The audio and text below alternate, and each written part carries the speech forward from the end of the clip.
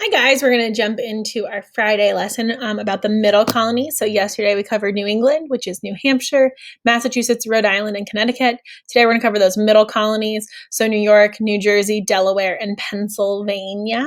Okay. So let's think about some important terms first. Patroon, okay? This is the person who held an estate with certain manorial privileges, okay, under the old Dutch government in New York and New Jersey. Remember, the Dutch are the ones that colonized New York and New Jersey at first, okay, but eventually it ended up being England, okay, that ruled them. So these people actually, the patroons, they owned and controlled a large section of land, okay? They were kind of the rich in that area. Proprietary colony is our next vocabulary term. This is just a colony that is owned and ruled by a person or by a chosen king or queen, okay, is what they were called, all right?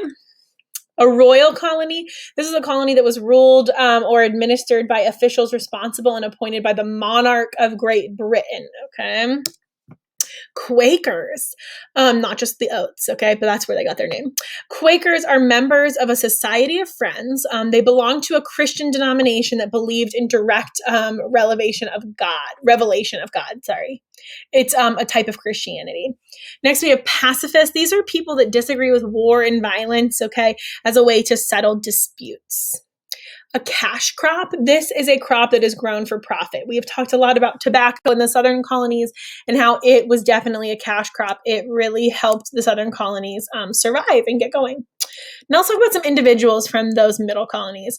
First, we have Peter Stuyvesant, okay? He was the director of the colony of Curaçao, which was sponsored by the Dutch West India Company. This is a company that we've talked about a couple of times. The Dutch West India Company, a lot of these India companies were just a private company that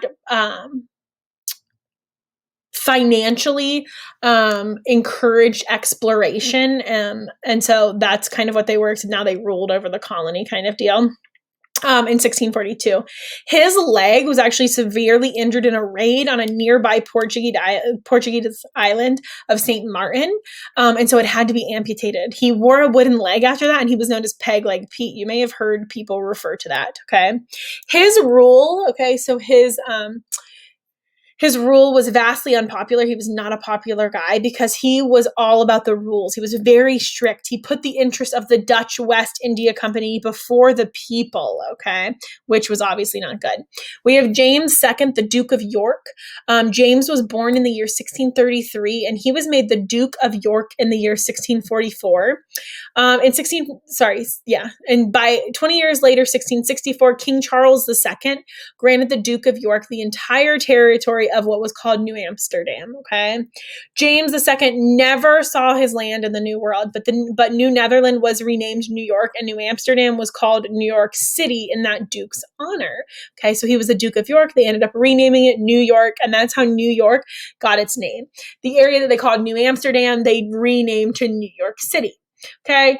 When King Charles II died, James II reigned as king for only 3 years. Okay. So he was the King of England from 1685 to 1688. Next, we have Lord John Berkeley. Oh man, look at his hair. Okay. He was in the army of King Charles I. Okay. When he received the honor of being a knight, he received that honor of knighthood. In the year 1653, Berkeley became the head of the Duke of York, the one that we just talked about, his household. So he was kind of his right-hand man. In the year 1660, he became head of the Prince of Wales household. Okay, the Prince of Wales will eventually become the King of England. Okay, in 1664, he made one of the proprietors of New Jersey. He was made one of the proprietors of New Jersey, where he later sold, so that kind of meant like the landowner. He sold his half of New Jersey, though, to the Quaker people, okay, for about £1,000, which was a lot of money back then, but still not enough for half of New Jersey, I feel like. Lord Berkeley was appointed the ambassador extraordinary to the court of Versailles, okay, in 1675. Next, we have Sir George Carteret. Okay. Sir George was born in England, and he was an officer in the British Navy.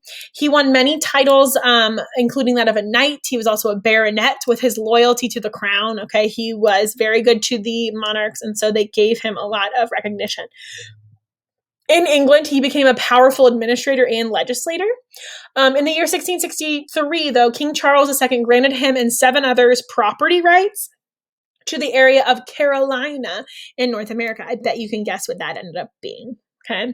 Next, we have William Penn. William Penn was born in England to a very wealthy family. Okay. He developed an interest in religion from a very young age, but he then became a devoted Quaker. Okay. He did not just conform to that established the Church of England. Okay. By the year 1670, Penn and several other Quakers bought New Jersey from Berkeley and Carteret. Okay. So they bought that area, and that's where the Quakers would settle. The Quakers were being persecuted because they were a different religion than that Church of England. So they were being persecuted in all the other colonies in America as well, as in Europe. They needed a place where they could practice their beliefs openly. They wanted religious freedom, guys, just like all the other colonists. The king granted William Penn land in Pennsylvania as long as he called it Penn's Woods after his father. Okay. So eventually Penn built what was then the capital of Pennsylvania, which is now Philadelphia, or was Philadelphia. And they had a home there. And that is where the Quakers settled. I'm sorry, earlier I said it was New Jersey. No, I'm crazy. It was Pennsylvania. Okay. William Penn was responsible for that. So let's talk about the actual middle colonies and the characteristics of some of those. So the ones that we're talking about are Pennsylvania, New York, New Jersey, and Delaware. They were characterized by their diversity. They weren't like the New England colonies that were all very similar. The middle colonies of New York, New Jersey, Pennsylvania, and Delaware were all different. Their people were different. The religions, they were different. The resources, the occupations, they were all different. The colonists in this area were German, they were Dutch, they were Scots or Irish, they were Scandinavian, English, African. Some were Catholic, okay? Some were Jewish, some were Presbyterian, some were Lutheran, some were Quaker. It wasn't a unified area. Okay. These middle colonies were known as the breadbasket colonies because they were they were able to grow wheat in this area because they had fertile soil, and it was a little bit warmer than New England, so they had that longer growing season. Marketplaces where farmers sold, they also had a lot of marketplaces where farmers sold fruits, vegetables, meat, you name it, all of those different goods. Even the Native Americans in this area sold corn and beans and squash and pumpkins as well. Okay, and those are the characteristics of the middle colonies. Go ahead and complete your show it. Have a wonderful weekend. I will see you guys on Monday. If you have any questions, please let me know. Also, if you email me and say, hey, Mrs. Nugent, the Quakers lived in Pennsylvania, not New Jersey, then I'll give you a couple extra points for a wheel spin. Just saying. If you have any questions, please let me know.